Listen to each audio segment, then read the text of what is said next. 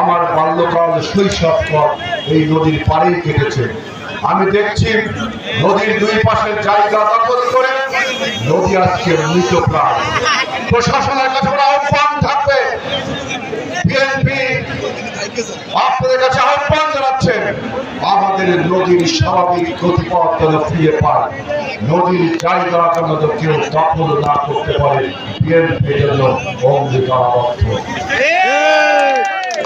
আমি বলতে চাচ্ছি এইটা আমার শ্রীরামপুর গ্রাম, এই গ্রামে একটা বাঁধ আছে, বেড়িবাঁধ। এই বাঁধটি আমি দেখলাম প্রত্যেক বর্ষায় প্রত্যেক জলোচ্ছ্বাসে এই বাঁধটি ভেঙে গ্রামটি আজকে ভেঙে যাচ্ছে, কারো কোনো ভূক্ষেপ নেই। আমরা কয়েকবার ওয়াপদার সাথে যোগাযোগ করেছি, এলজির সাথে যোগাযোগ করেছি আমাদের গ্রামটি রক্ষা করবার জন্য।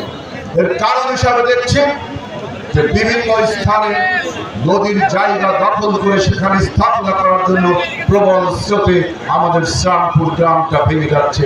ইনশাআল্লাহ এই ওয়াপদার সাথে আলোচনা করেছে, এলজির সাথে আলোচনা করেছে, এই শ্রীরামপুর বাঁধকে শক্ত বাঁধ দেওয়া হবে। আমি আপনারা দেখেছেন এই পাদেরহাট থেকে আলাইপুরের রাস্তা কি বাজে অবস্থা, তাই না? বিভিন্ন আমাদের ভিতরকার রাস্তাগুলো আজকে প্রায় অকেজো হয়ে পড়েছে। আমি এলজির যে সমস্ত কর্মকর্তা আছেন তাদের কাছে আহ্বান জানাবো এই রাস্তাগুলো অবিলম্বে সংস্কার করবার জন্য, এবং যারা আমাদের এই গ্রামের চেয়ারম্যান মেম্বাররা আছেন তারা প্রজেক্ট করে সরকারের কাছে জমা দেবেন। আপনাদের প্রতিনিধি হয়ে ইনশাআল্লাহ এই রাস্তাগুলোর সরকার মেরামত করে এই মাঠে বসে আমি বক্তৃতা দিচ্ছি।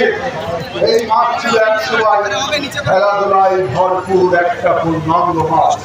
শনিবার ইউনাইটেড ক্লাব এই অঞ্চলের সবচেয়ে ভালো ফুটবল ক্লাব ছিল, আমার নিজে মনে আছে। এই ক্লাবের সাথে আমরাও খেলেছি, আমাদের ক্লাবের নাম ছিল ওয়েলফেয়ার স্পোর্টস ক্লাব। এটা ছিল শনিবার ইউনাইটেড ক্লাব, সবচেয়ে শক্তিশালী একটা ফুটবল দল ছিল। আজকে সেই ক্লাবটি আমার জানি না কি অবস্থায় আছে।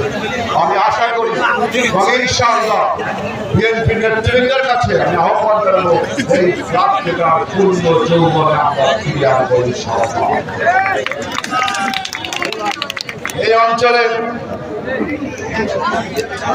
পানি, আপনার সুপ্রিয় পানির অনেক অভাব, অর্থাৎ আপনারা কোয়ালিটি ড্রিঙ্কিং ওয়াটার পান না, ভালো পানি খেতে পারেন না, কারণ আমরা নোনা অঞ্চলের মানুষ, তাই না?